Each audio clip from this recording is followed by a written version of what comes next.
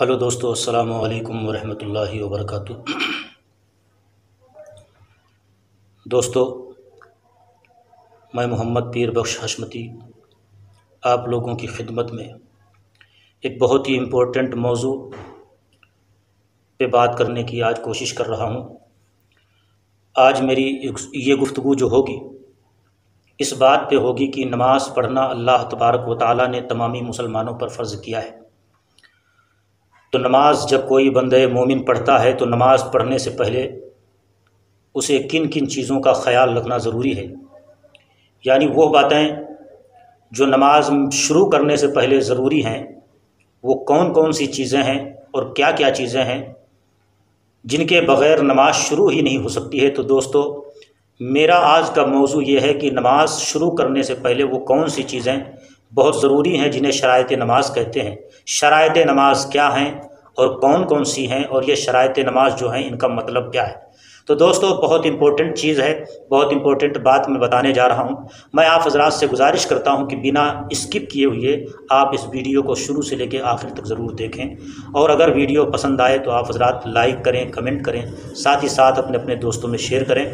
اور دوستو، میں یہ بھی کہوں گا کہ جو دوست میرے اس چینل سے پہلی مرتبہ چینل کو دیکھ رہے ہیں ان سے گزارش کروں گا کہ اس چینل کو یعنی پیر بخش حشمتی کو آپ سبسکرائب کریں، تاکہ ہر آنے والی ویڈیو کا نوٹیفیکیشن آپ کے موبائل میں سب سے پہلے آ سکے۔ تو دوستو، میں یہاں سے گفتگو اپنی شروع کرتا ہوں۔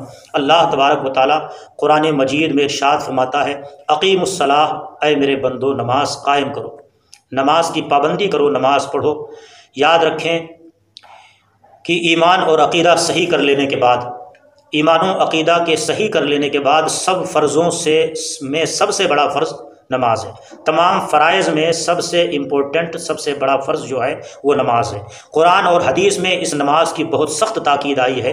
جو نماز کو فرض نہ مانے یا نماز کو ہلکا جانے، ایسا شخص کافر ہے، اور جو نماز نہ پڑھے وہ بہت بڑا گنہگار ہے اور آخرت میں جہنم کے عذاب کا مستحق ہے۔ تو دوستو، ہمیں اور آپ سب کو اپنے رب کی رضا کے لیے، اپنے رب کی خوشنودی کے لیے 5 وقت کی نماز جو پروردگار عالم نے فرض کی ہے، ہم تمامی مسلمانوں کو یہ 5 وقت کی نماز پابندی کے ساتھ پڑھنا چاہیے۔ اللہ تعالیٰ تمامی مسلمانوں کو نماز پنجگانہ باجماعت ادا کرنے کی توفیق عطا فرمائے۔ تو دوستو، میں آپ کو بتانا چاہتا ہوں کہ شریعت اسلامیہ کا قانون ہے کہ جب ایک بچہ 7 برس کا ہو جائے، 7 سال کا ہو جائے تو اس بچے کو نماز سکھایا جائے، اور جب وہ 10 سال کا ہو جائے تو اسے نماز پڑھایا جائے، ہر حالت میں اسے نماز پڑھایا جائے۔ اگر نماز نہ پڑھے تو شریعت نے اس کے ساتھ سختی کرنے، اس کو ڈانٹنے، یہاں تک کہ سزا دینے تک کا حکم دیا ہے۔ تو دوستو، ہمیں اپنے آپ کو بھی نمازی بنانا ہے، اپنے بچوں کو بھی نمازی بنانا ہے، اور بچوں کو نمازی بنانے کے لیے انشاءاللہ ایک ایسا نسخہ بتاؤں گا آنے والی ویڈیو میں کہ اگر ہر ماں باپ اپنے بچوں کے ساتھ یہ نسخہ اپنائیں تو امید کے ساتھ یہ کہا جا سکتا ہے کہ اللہ رب العزت کے فضل و کرم سے ہمارے بچے بھی نمازی ہو سکتے ہیں، ہمارے بچے بھی دیندار ہو سکتے ہیں۔ تو میں آپ کو بتانا چاہتا ہوں کہ شرائط نماز کیا کیا ہیں، شرائط نماز کسے کہتے ہیں اور وہ کیا ہے۔ تو یاد رکھیں، شرائط نماز کا مطلب یہ ہوتا ہے کہ ہر وہ کام جن کا نماز سے پہلے ہونا، پایا جانا بہت ضروری ہے، کہ اگر وہ نماز سے پہلے نہیں پایا گیا تو ایسی صورت میں نماز شروع ہی نہیں ہو سکتی ہے۔ وہ شرائط نماز ٹوٹل 6 ہیں۔ کتنے ہیں ٹوٹل؟ 6 ہیں۔ تو دوستو، میں امید کرتا ہوں کہ آپ یاد رکھیں گے۔ نمبر 1، طہارت۔ شرائط نماز میں سب سے پہلا جو شرط ہے اس کا نام ہے طہارت، دوسرا ہے ستر عورت، تیسرا ہے وقت، چوتھا ہے استقبال قبلہ، اور 5واں ہے نیت، اور چھٹا ہے تکبیر تحریمہ۔ چھٹا کیا ہے؟ تکبیر تحریمہ۔ تو یہ 6 چیزیں ہیں جن کو شرائط نماز کہتے ہیں، جن کا نماز میں ہر حالت میں نماز شروع کرنے سے پہلے پایا جانا ضروری ہے۔ اگر یہ 6 چیزیں نہیں پائی گئیں تو ایسی صورت میں نماز شروع ہو ہی نہیں سکتی ہے۔ تو دوستو، میں آپ کو اسٹیپ بائی اسٹیپ یہ بتانا چاہتا ہوں کہ طہارت کسے کہتے ہیں۔ تو آپ پوری توجہ کے ساتھ دھیان سے سنیں تاکہ کوئی بات آپ کے ذہن سے مسٹیک نہ ہونے پائے، ختم نہ ہونے پائے، ذہن سے دور نہ ہونے پائے۔ تو دوستو، پہلی چیز جو طہارت ہے، اس کا مطلب ہے کہ نمازی کا بدن اور نمازی کا کپڑا اور نماز کی اس جگہ کا پاک ہونا ضروری ہے جس جگہ کھڑے ہو کر کے نمازی نماز پڑھ رہا ہے۔ یعنی 3 چیزیں، نمازی کا کپڑا پاک ہونا، نمازی کا بدن اور نمازی کی جگہ کا پاک ہونا، یہ ضروری ہے کہ ان تینوں چیزوں میں سے کوئی ناپاکی 1 درہم کے برابر نہ ہو۔ اگر ناپاکی درہم کے برابر کہیں نمازی کے کپڑے میں یا بدن میں یا جگہ میں اگر لگی ہوئی ہے تو ایسی صورت میں وہ نماز شروع نہیں ہو سکتی ہے۔ دوسری چیز ہے ستر عورت۔ ستر کے معنی ہوتے ہیں چھپانا، اور عورت کے معنی ہوتے ہیں چھپانے کی چیز۔ تو سطر عورت مرد کے لیے شریعت نے یہ رکھا ہے کہ ناف سے لے کر کے گھٹنے تک، ناف پیٹ میں جو ایک چھوٹا سا سوراخ ہوتا ہے اس کو ناف کہتے ہیں۔ جب بچہ پیدا ہوتا ہے تو جو نس کاٹی جاتی ہے اس کو ناف کہتے ہیں۔ تو ناف سے لے کر کے گھٹنے کے نیچے تک، جس کو بہت سارے جگہوں پہ گھڑگا بھی کہا جاتا ہے یا گانٹھی بھی کہا جاتا ہے، پیر کی جو گانٹیاں ہیں، تو گھٹنے کے نیچے تک یہ چھپانا مرد کے لیے حالت نماز میں شرط ہے، ضروری ہے، انیوار ہے، کمپلسری ہے کہ اگر مرد کا اتنا حصہ نماز کی حالت میں چھپا نہ رہا یا ان حصوں میں سے کوئی حصہ مطلب اگر کھل گیا حالت نماز میں، تو ایسی صورت میں نماز نہیں ہوگی بلکہ نماز کو دہرانا پڑے گا۔ اور عورت کے لیے سطر عورت سر کے بال کی چوٹی سے لے کر کے پیر کے تلوے تک صرف چہرہ اور ہتھیلی، یہ دو چیزیں چھوڑ کر کے پورا بدن چھپانا حالت نماز میں فرض ہے، شرط ہے۔ اگر عورتوں کے بال یا عورتوں کے بدن کا کوئی انگ کپڑا پہننے کے بعد بھی جھلکتا رہا، یا عورتوں نے ایسا دوپٹہ اوڑھ رکھا ہے جس کا جو اتنا باریک ہے کہ جس سے بالوں کی سیاہی، بالوں کا کالا پن جھلک رہا ہے، یا ایسے کپڑے پہنے ہوئے ہیں جس سے بدن کی رنگت یا بدن کی حیات اگر جھلکتی ہے، تو ایسی صورت میں ایسے کپڑوں کو پہن کے نماز نہیں ہوگی، کیونکہ شرائط نماز میں سے دوسرا شرط سطر عورت جو ہے یہ نہیں پایا گیا، اور جب یہ نہیں پایا جائے گا تو ایسی صورت میں نماز شروع ہو ہی نہیں سکتی ہے۔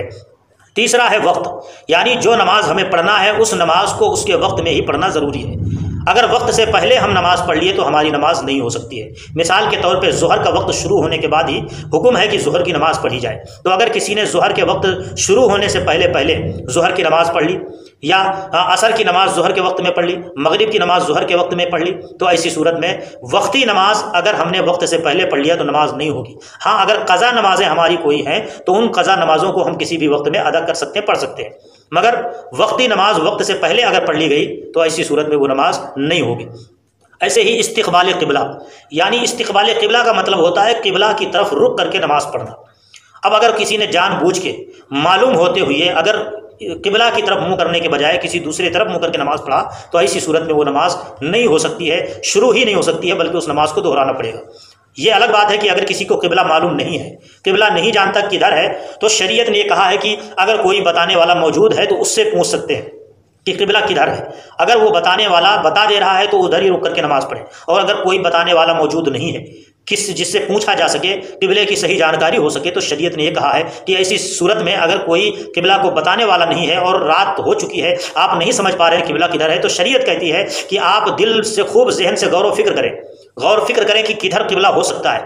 جدھر آپ کا دل گواہی دے دے کہ ادھر قبلہ ہے تو ادھر ہی آپ رک کر کے نماز پڑھ لیں، تو وہ نماز آپ کی اللہ رب العزت کی بارگاہ میں ہو جائے گی۔ یعنی اگر قبلہ ہم کو نہیں معلوم تو دل سے ہم سوچیں، غور کریں، دل ہمارا جدھر کہہ دے ادھر ہی آپ نماز پڑھ لیں گے، آپ کی نماز ہو جائے گی۔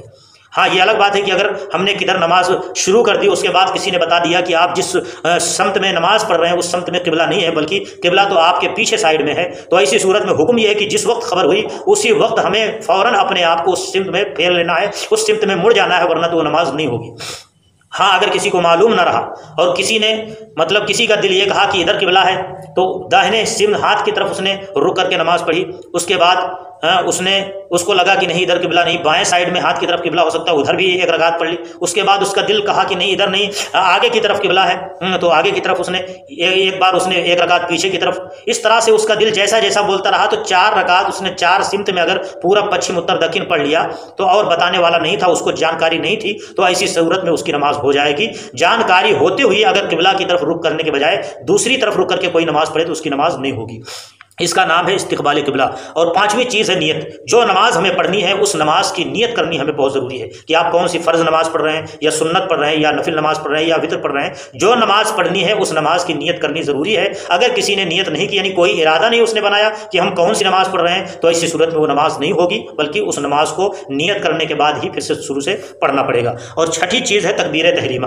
تکبیر تحریمہ یعنی نماز پڑھنے کے لیے سب سے پہلی مرتبہ جو اللہ اکبر کہتے ہیں، یہ اللہ اکبر کہنا جو ہے یہ تکبیر تحریمہ کہلاتا ہے۔ یہ تکبیر تحریمہ بھی نماز میں ضروری ہے، اس کو شرائط نماز کا درجہ دیا گیا ہے۔ اگر کسی نے نہ کہا تو اس کی نماز شروع ہو ہی نہیں سکتی ہے۔ تو دوستو یہ ہے شرائط نماز۔ نمبر 1 طہارت، نمبر 2 ستر عورت، نمبر 3 وقت، اور نمبر 4 استقبال قبلہ، نمبر 5 نیت، اور نمبر 6 تکبیر تحریمہ۔